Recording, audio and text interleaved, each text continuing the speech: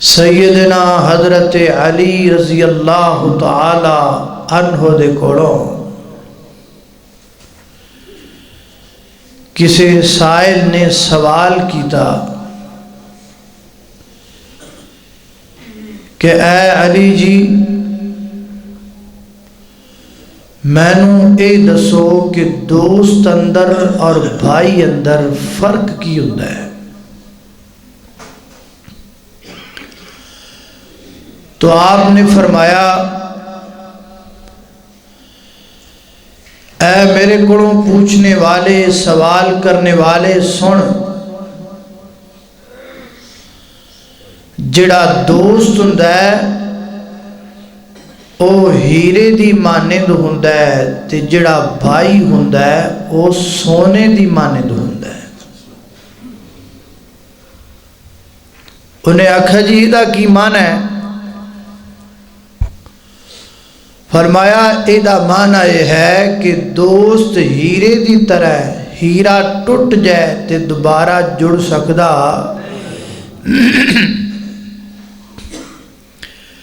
دوبارہ جڑ نہیں سکدا۔ دوستی دا رشتہ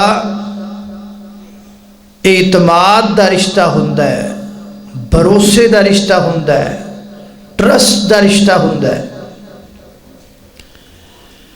بھروسہ اعتماد اعتبار ایک وری ٹوٹ جائے تے دوبارہ بحال ہو سکدا،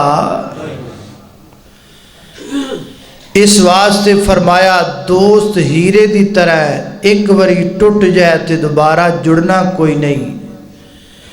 ایک وری دوست دا اعتبار اٹھ گیا دوبارہ او اعتبار بڑھنا کوئی نہیں۔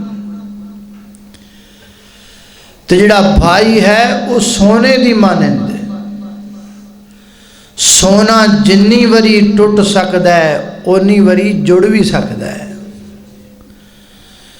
جنی وری مرضی ٹوٹ جائے جڑ جائے گا۔ ہیرا ٹوٹن تو بعد ہیرا نہیں رہندا، سونا ٹوٹن تو بعد پھر بھی سونا ہی رہندا ہے۔ بھرا بے شک لڑ پین بھرا پھر بھی بھرا ہی رہندے ہیں، کیونکہ بہن بھائی دا رشتہ بھائی بھائی دا رشتہ اعتبار دا نہیں ہوندا، بھروسے دا نہیں ہوندا، بلکہ بہنا بھائیاں دا آپس اندر رشتہ جنم جنم دا ہوندا ہے، جنہوں دنیا دا کوئی بندہ توڑ نہیں سکدا، ہمیشہ قائم رہن والا رشتہ، چاہے جنی مرضی لڑائی ہو جائے اخوت دا رشتہ برقرار رہندا ہے۔